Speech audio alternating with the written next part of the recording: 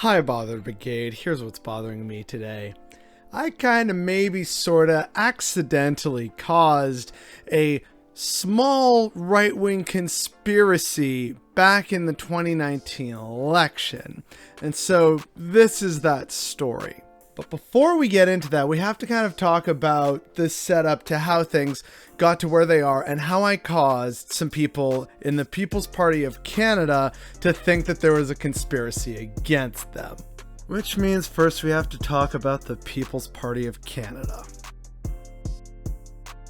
So the People's Party of Canada is a federal political party in Canada that was formed by Maxime Bernier in September 2018, shortly after his resignation from the Conservative Party of Canada. This is the guy you've probably seen just going around to anti-lockdown and anti-mask and anti-vaccine protests all over the place. And yeah, he used to be a member of the Conservative Party of Canada. He was actually a quite high-ranking minister, and he kind of got into hot water when he accidentally laid some very sensitive documents around for his girlfriend to find. That was a whole thing back in the day. So if you're wondering if this guy would be a competent leader, no, definitely not. But anyway, so after Stephen Harper is defeated in the election that sees Justin Trudeau be elected, there's a now, new push for, okay, who's going to try and fill in Stephen Harper's massive boots, right?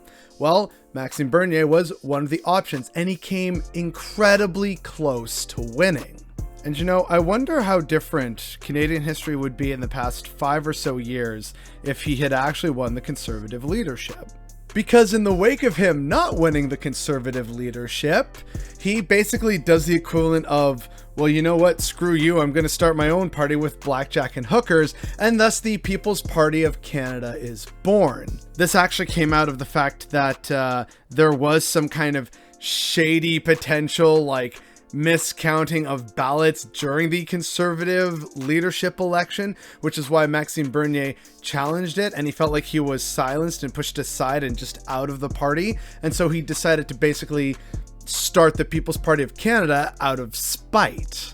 Already, we're starting with great stuff here, right, folks? You see where this stuff goes, I'm hoping. So that's how the People's Party of Canada really comes to be.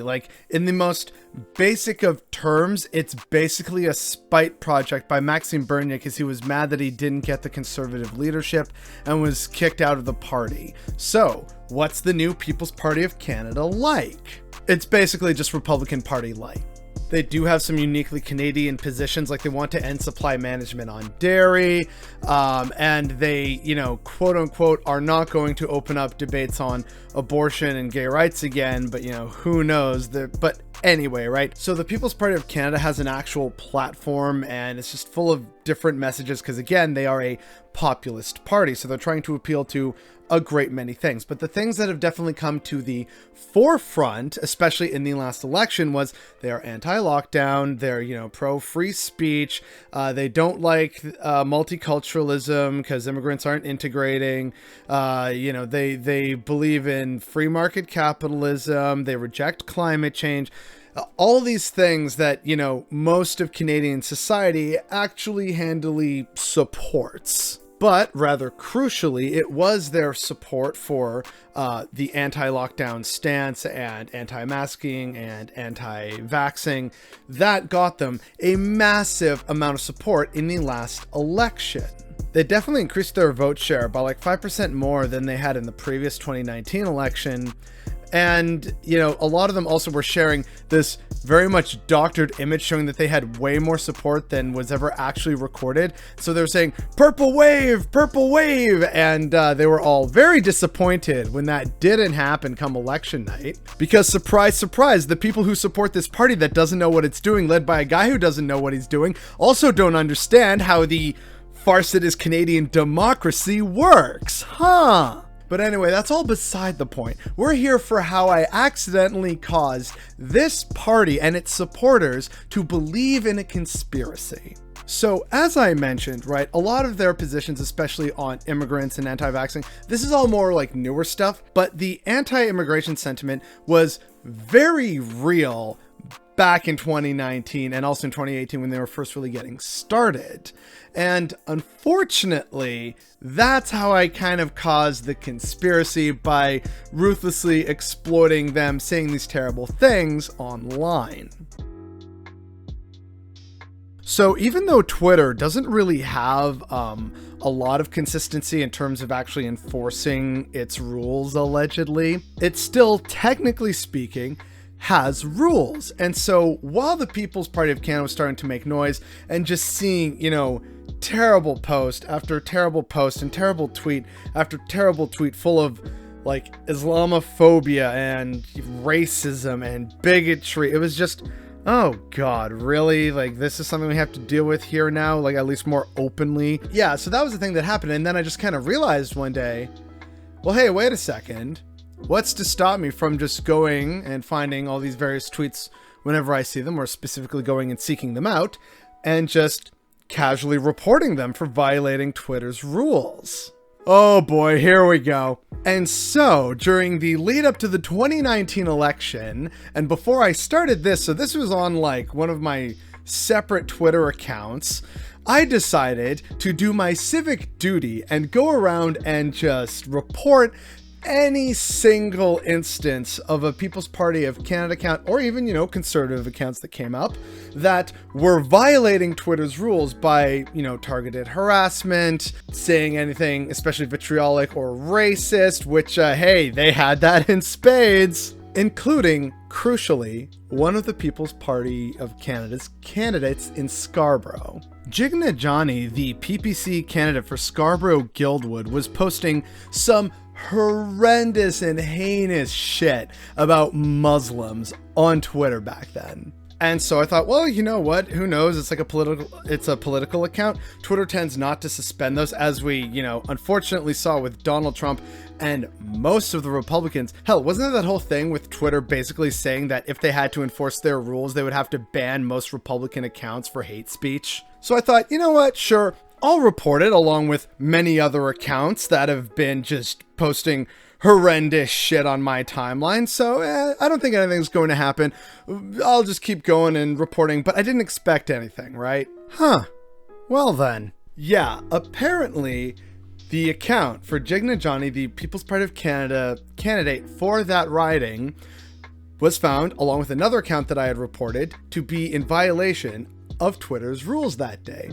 This was like one of several notifications that I had already gotten for various other accounts saying, oh yeah, we found that violated our rules, that totally violated our rules, we've suspended them, etc. So I think we can all see where this is going. So in the wake of Jigna Johnny being banned, in part due to my report, and no doubt reports by other people, right? Like, I was getting some friends to try and do this, and I had spread the word on some online communities.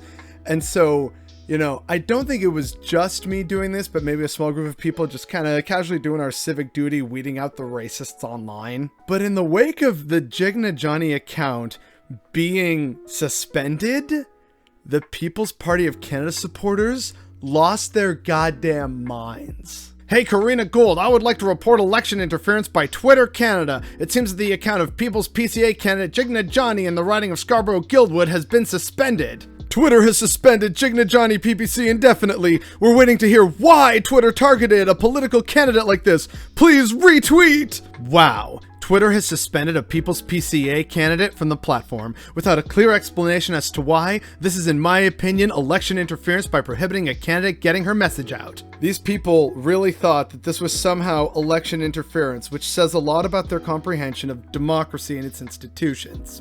And again, right, I want to crucially stress, it was her heinous tweets about like Muslims that I just reported that violated Twitter's rules. And Twitter said, yeah, that checks out. And then she was banned/suspended. But according to PPC supporters, the dirtbag liberals must be worried that she'll influence their ethnic vote banks in that riding and others. I also consider this election interference. Excellent topic for private members' bill to be debated in Parliament. Twitter must be held accountable. Let's try this by applying liberal hypocrisy, identity politics language. Maybe they will understand the questions better. Is Twitter discriminatory towards all women or just this woman? Or is Twitter targeting all minority women or just this woman in this case? Diversity is our strength apparently doesn't also apply to diversity of thought.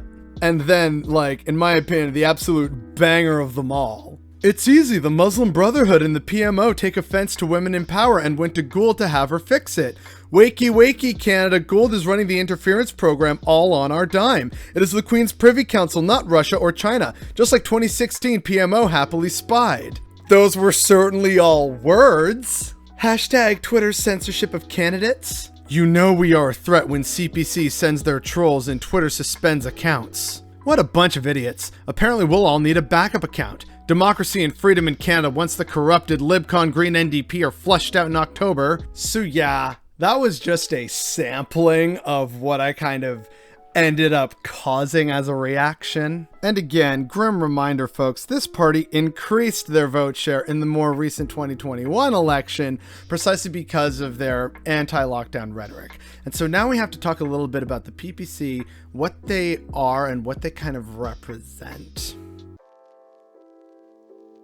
So if it hasn't been made painfully clear at this point, these people are overwhelmingly right-wing or to the far right. You may have a few like sort of left-wing populists. I remember recently a lot of people were kind of shocked that many people went from the Green Party to supporting the People's Party. And I said, I mean, that kind of tracks when you know enough like green hippy-dippy people who believe that just eating healthy is actually the best preventative medicine. And that's a subject for a different time, but that kind of allowed them to sort of quickly switch to the People's Party because the Green Party is basically a dumpster fire, and I still don't believe in vaccination. So this is the only party taking that stance, and this is a stance that matters to me, so I'm now going to go with Team Purple. That's basically kind of what happened. And that's what the PPC are at the end of the day. They are a populist movement to capitalize on, again, a kind of justified anger that a lot of Canadians are feeling. The problem is they're not really looking at the bigger picture and who to actually blame. But maybe you noticed in a lot of those tweets in reaction to, the event that I caused, there's kernels of truth in there, right? There's clear dissatisfaction with the ruling class, and they are right to be feeling that. The problem is that they think that Maxime Bernier is going to somehow lead them out of this. Maxime Bernier, the dude who, again, showed that he was kind of inept as a minister and also hasn't won his own riding, and also for all the talk of free speech and diversity of thought, will happily block you the moment you call out as bullshit. But again, what Bernier has capitalized on is something very real and tangible in just politics in general right now. We're seeing it here in Canada. We've seen it in the States. Trump capitalized on it nearly flawlessly. And we saw Boris Johnson in the UK, like all over the West, because people continue to have their quality of life worsen under this brutal capitalist system, and they're angry, and so they're looking for answers. And the People's Party of Canada, as our most relevant example today, is happy to throw whatever out there that may be causing it. Oh, it's the globalists. Case in point, one of the points that the PPC wants is they want out of the United Nations because they feel that's a giant globalist cabal. Maybe you spotted in one or two of the highlighted tweets, MCGA, Make Canada Great Again. They want to end supply management because they feel it's just an overburdensome thing to their farmers, and they want, their farmers to no longer struggle, right? So when you look at it that way, it's not necessarily that their, grievances are wrong. It's that their solutions are wrong. Again, this is a party that doesn't believe in climate change, which again is something a majority of Canadians actually think is a very real thing. They want American-style gun laws in a great many cases. Not entirely, that's like a whole separate thing. But basically, they still want a more American view of gun ownership, even though, again, the majority of Canadians are against that. A lot of them are anti-vaxxers, and yet a lot of Canadians support vaccination. The People's Party of Canada is an outlet for whatever grievance you have with the globalists and the UN and, all these immigrants coming here and ruining things and taking our jobs. So it's anti-immigration and all this lockdown. It's ruining the economy. So end the lockdown. And, vaccination is wrong and bad. It's all a conspiracy to put microchips, even though this literally tracks us every goddamn day. The People's Party of Canada is whatever it wants you to want it to be.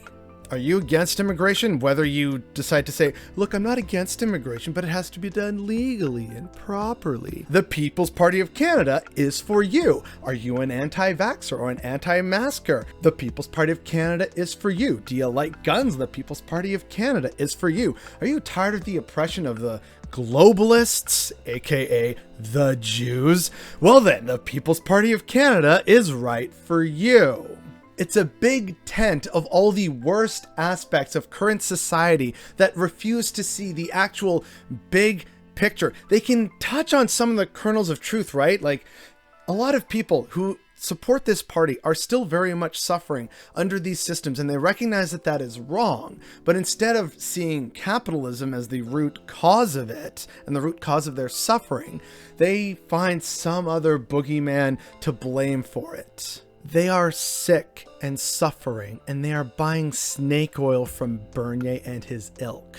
And unfortunately, as I pointed out with just my very simple casual actions in 2019, they will just dig in and feel like there is a massive conspiracy whenever someone actually calls them out on their hate and they face consequences for it. That's how out to lunch these people are. I reported just a bunch of accounts for violating Twitter rules. That's all I did. And yet they thought it was part of some giant, big conspiracy by both the liberals and the conservatives because they're threatened by them and their growing power because, they're going to take down the globalists and Trudeau and they're going to put him in jail and all this other crazy stuff, right?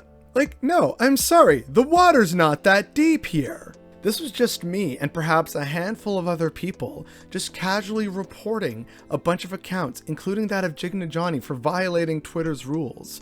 And yet, in their weird, deluded, insular world, People's Party of Canada supporters thought that it was somehow a massive conspiracy. It's this, self-fulfilling prophecy or something that they all steadfastly believe in, and it just forces them further and further down this terrible dark place that many Canadians are unfortunately going. And the fact that I incidentally contributed to that awfulness is definitely what's bothering me today.